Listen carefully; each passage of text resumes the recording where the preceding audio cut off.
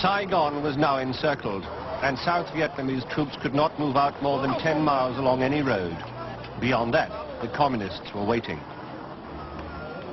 Outside the American embassy, the wise, the wealthy, and those with any known American connections had been queuing night and day, demanding, pleading for a visa and a ticket for a seat on the United States evacuation planes flying out of Ton Son Nhut Airport.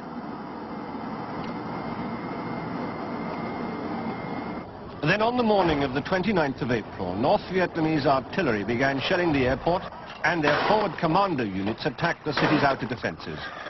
Newport Bridge, spanning the Saigon River on Highway 1, was the last the communists had to cross to enter the capital.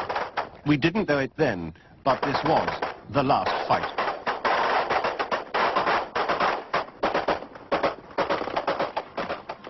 There's no way of shifting these people.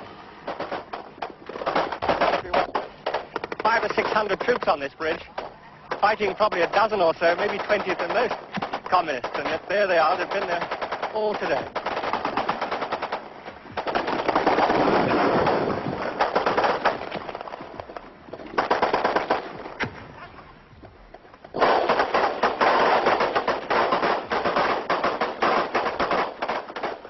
For one moment they panicked, and rightly so. The mortar hit right in the middle of them down on the right, 100 yards away. It killed a lot of people.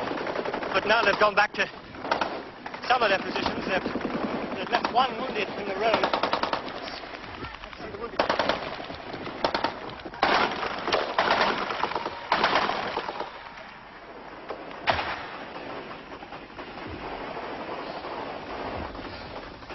Got this one dead on the right.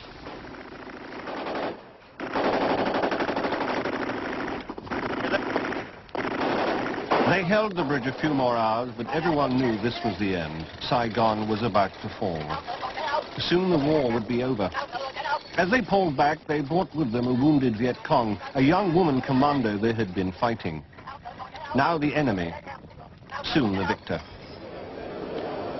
American embassy officials had promised an orderly evacuation for their own people, the foreign press, and for all those Vietnamese who had worked for them and might be in danger.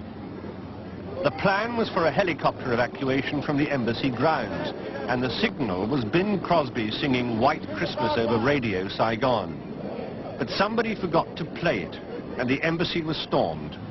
So people fought and clawed their way over that wall, and they did fight and they did claw.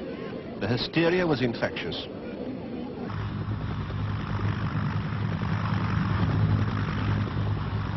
From midday to past midnight, a constant shuttle of naval helicopters from the American 7th Fleet airlifted out of that embassy more than 5,000 people.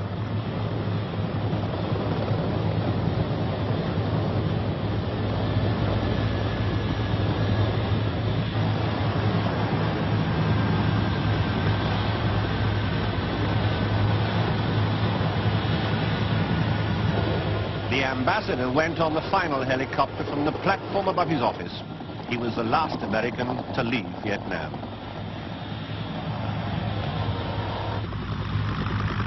Aboard the U.S. carriers waiting off the coast in the South China Sea, helicopters were arriving that did not belong to any ship of the fleet.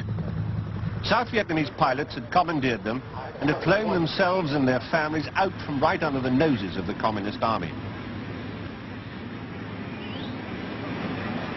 They joined the ranks of refugees aboard, but there was no room for their machines on deck, and so millions of dollars worth of helicopters were simply pushed overboard.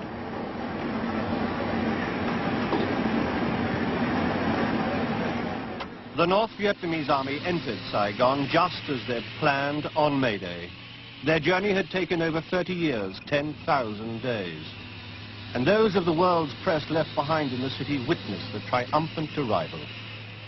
This is a historic moment, the arrival of the North Vietnamese regular army in Saigon, right in the middle of Saigon, just after 12 o'clock, just after noon. Here they are, pouring down the main avenue.